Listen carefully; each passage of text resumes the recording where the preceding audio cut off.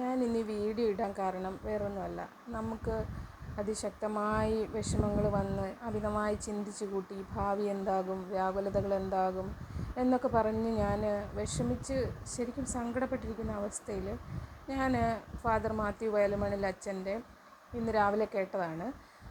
വയലമണ്ണിൽ അച്ഛൻ്റെ daily blessing എന്ന പ്രോഗ്രാമിലൂടെ കേട്ടത്. അത് ഞാൻ ഡെയിലി കേൾക്കുന്നതാണ്. അതിനകത്ത് കേട്ടതിൻ്റെ പ്രകാരം സഭാപ്രസംഗകൻ്റെ 3:11 എന്നുള്ള വചനങ്ങളും അധ്യായവും എടുത്ത് നോക്കിയപ്പോൾ അതിനകത്ത് ശരിക്കും ഞാനിപ്പോൾ ഒരു കാര്യം വിഷമിച്ച് വെയിറ്റ് ചെയ്യുകയാണ്, അല്ലെങ്കിൽ എന്നെപ്പോലെ വെയിറ്റ് ചെയ്യുന്നവർക്ക് വേണ്ടി, അത് കേട്ടിട്ടില്ലാത്തവർക്ക് വേണ്ടിയാണ്. കേട്ടവർക്ക് അതിനെ എത്രത്തോളം മഹത്വമാണെന്ന് പറഞ്ഞു കൊടുക്കേണ്ട കാര്യമില്ല. കേട്ടിട്ടില്ലാതെ വിഷമിച്ച് ആകുലപ്പെട്ട് ഇപ്പോൾ ഒരു കാര്യത്തിന് വേണ്ടി നോക്കിയിരുന്നിട്ട് നടക്കാത്തവരുടെ ആ ഒരു അവസ്ഥ മനസ്സിലാക്കിക്കൊണ്ട് ഞാൻ അവർക്ക് വേണ്ടി സമർപ്പിക്കുക. ഒരാളെങ്കിലും കേട്ട് ഇത് ആശ്വാസം കിട്ടുന്നെങ്കിൽ കിട്ടട്ടെ, അതിലൂടെ ക്രിസ്തു മഹത്വപ്പെടട്ടെ. എനിക്ക് ആശ്വാസം ഒട്ടേറെ കിട്ടി. അതുകൊണ്ടാണ് ഞാൻ ഇത് ഇങ്ങനെ ചെയ്യാമെന്ന് വിചാരിച്ചത്. എൻ്റെ കയ്യിൽ ബൈബിളില്ല. ഇങ്ങനെയുള്ള ബൈബിളുണ്ട്, ഒരു പുതിയ ബൈബിളാണ്. അതിനകത്ത് ഈ സഭാപ്രസംഗകൻ അങ്ങനെയുള്ളതൊന്നും ഇല്ല.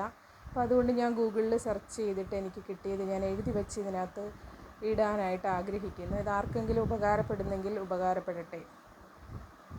ഇത് വലിയ കാര്യമല്ല, കാരണം എല്ലാവർക്കും ഗൂഗിളിലൊക്കെ സെർച്ച് ചെയ്താൽ കിട്ടാവുന്ന കാര്യമുള്ളൂ. പക്ഷേ എന്നാലും വിഷമിച്ച് ഇങ്ങനെ ഇരുന്ന് കരയുന്നവർക്ക് വേണ്ടി സമർപ്പിക്കുക. ഞാനിത് ഈശോയുടെ നാമത്തിൽ, ഈശോയുടെ മഹത്വത്തിന് വേണ്ടിയും ആ നോക്കി കാണുന്നവർക്കുള്ള ആശ്വാസത്തിന് വേണ്ടിയിട്ടും.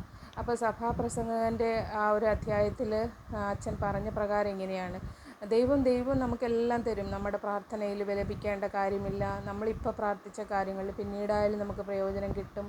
പക്ഷെ നമ്മളത് വിഷമിച്ചിരിക്കും, ദൈവമേ ഞാൻ ഇത്രയും പ്രാർത്ഥിച്ചിട്ട് എനിക്ക് കിട്ടിയില്ലല്ലോ എന്ന് പറഞ്ഞ് വിഷമിക്കുക. അപ്പം എനിക്ക് കിട്ടിയത് പെട്ടെന്ന് ഇതാണ് എനിക്ക് ക്ലിക്കായത്. ഗോഡ്സ് പെർഫെക്റ്റ് ടൈമിങ് എന്ന് പറയാം. അതായത് ദൈവത്തിൻ്റെ ഒരു സമയമുണ്ട്.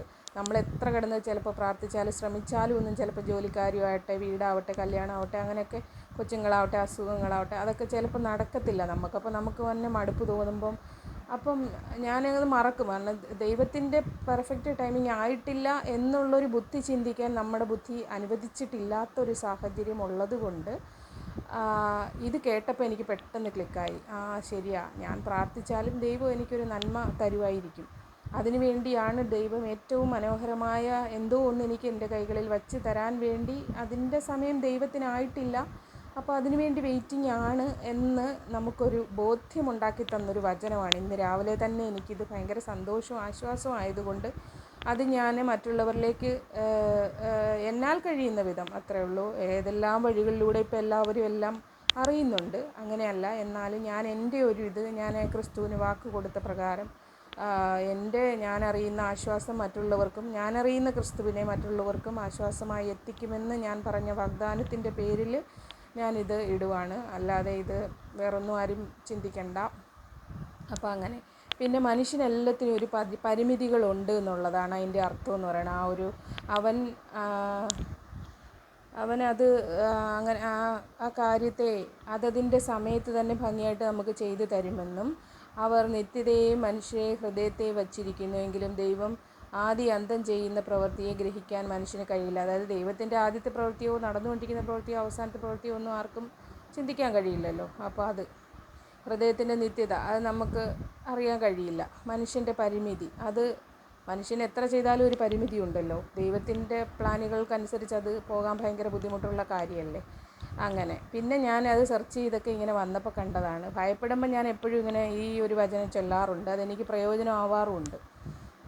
യെശയ്യാവിൻ്റെ 41:10 തിരുവചനം എന്ന് പറയണേ: ഭയപ്പെടേണ്ട, ഞാൻ നിന്നോട് കൂടെയുണ്ട്. അതെല്ലാവർക്കും അറിയാവുന്ന കാര്യമാണല്ലോ. ഭയപ്പെടേണ്ട, ഞാൻ നിന്നോട് കൂടെയുണ്ട്. സംഭ്രമിക്കേണ്ട, ഞാനാണ് നിൻ്റെ ദൈവം. ഞാൻ നിന്നെ ശക്തിപ്പെടുത്തുകയും എൻ്റെ ശക്തമായ വലതുകരം കൊണ്ട് നിന്നെ സംരക്ഷിക്കുകയും ചെയ്യും, നിന്നെ സഹായിക്കുകയും ചെയ്യുമെന്നുള്ളത്. അടുത്തത് കൂടുതലും എനിക്കാണെങ്കിൽ ഓരോ കാര്യങ്ങൾ ചിന്തിച്ച് ഭയങ്കര ആങ്സൈറ്റിയും കാര്യങ്ങളുമായിട്ട് ഇരിക്കുക. അപ്പം നമ്മുടെ എന്തെയോ ജോലി നടക്കുന്നില്ല, നമ്മുടെ വിസ വെയിറ്റിങ് നടക്കുന്നില്ല, വീട് പണി ഒന്നും ആവുന്നില്ല, അങ്ങനെയുള്ള വിഷമതകളിരിക്കുമ്പോൾ ആ ഭാരപ്പെട്ട ഹൃദയം അച്ഛനിങ്ങനെ ഇതുപോലെ പറഞ്ഞു തന്നായിരുന്നു. കുരിശിൻ്റെ മറുവശം നമ്മുടെ ഹൃദയത്തോട് ചേർത്ത് ഒരു അരമണിക്കൂർ പിടിച്ചാൽ നമുക്ക് കിട്ടുന്ന ആശ്വാസമെന്ന്. ഞാൻ അങ്ങനെ ഒരു ടെക്നിക്ക് ചെയ്യാറുണ്ട്. അതെനിക്ക് ആശ്വാസം ഈശോ തന്നിട്ടുണ്ട്. അപ്പം അടുത്ത ഈ വചനം കൂടി ഇപ്പം ഞാൻ പരിചയപ്പെടുത്തുന്നു. എൻ്റെ കാര്യത്തിൽ എനിക്ക് ആശ്വാസം കണ്ടെത്താനായിട്ട് ശ്രമിക്കുന്ന രീതിയിലുള്ള വചനം ഇതാണ്: നിൻ്റെ ഭാരം യഹോവയുടെ മേൽ വച്ചു കൊള്ളുക. കർത്താവേ, എൻ്റെ ഭാരം ഞാൻ നിൻ്റെ കരങ്ങളിൽ ഏൽപ്പിക്കുന്നു എന്ന് പറഞ്ഞ് എപ്പോഴും എല്ലാവരും പ്രാർത്ഥിക്കാറുണ്ട്. അപ്പോൾ ഈ വചനങ്ങളങ്ങ് ഇനി മുതൽ ചൊല്ലാമെന്ന് ഞാൻ വിചാരിച്ചു. അവൻ നിന്നെ പുലർത്തുകയും അവൻ നീതിമാനാണ്, കുലുങ്ങിപ്പോകുവാൻ ഒരു നാളും സമ്മതിക്കുകയില്ല എന്ന്. നമ്മൾ കുലുങ്ങാനായിട്ടുള്ള ആ ഒരു അവസരങ്ങൾ വരില്ല എന്നുള്ളത്. പിന്നെ തളർന്നു പോകുമ്പോഴുള്ളത്, അധ്വാനിക്കുന്നവരും ഭാരം ചുമക്കുന്നവരുമായുള്ളവരെ എല്ലാവരും എൻ്റെ അടുക്കൽ വരുവിൻ, ഞാൻ നിങ്ങളെ ആശ്വസിപ്പിക്കും. അത് പിന്നെ ഉള്ളത് അടുത്ത സമാധാനത്തിൻ്റെ, അത് എനിക്കറിയാം, ഞാൻ വായിക്കാറുണ്ടായിരുന്നു. സമാധാനത്തിൻ്റെ, ഞാൻ എൻ്റെ സമാധാനം നിങ്ങൾക്ക് തരുന്നു, ലോകം നൽകുന്ന പോലെയല്ല ഞാൻ നൽകുന്നത് എന്ന് പറഞ്ഞിട്ടുള്ള വചനം.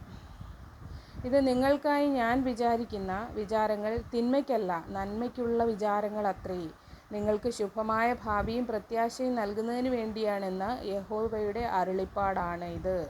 അത് ഭയങ്കരം തന്നെ കേട്ടോ. അത് ഭാവിയെക്കുറിച്ച് നമ്മൾ ആകുലപ്പെടാൻ പറയുന്നതാണ്. ഞാൻ ഇച്ചിരി താമസിപ്പിച്ചാലും കാര്യങ്ങൾ നിൻ്റെ നന്മയ്ക്ക് വേണ്ടിയാണ്. നീ ഇത് യഹോവയുടെ അരുളപ്പാടായിട്ട് നീ ഇത് സ്വീകരിക്കണം. നിൻ്റെ നന്മകൾ വരുത്താൻ വേണ്ടിയിട്ടാണ്, അല്ലാതെ വേറൊന്നിനും അല്ല, നമ്മളെ ഇതിന് വേണ്ടിയിട്ടാണെന്നുള്ള ആ ഒരു വചനം.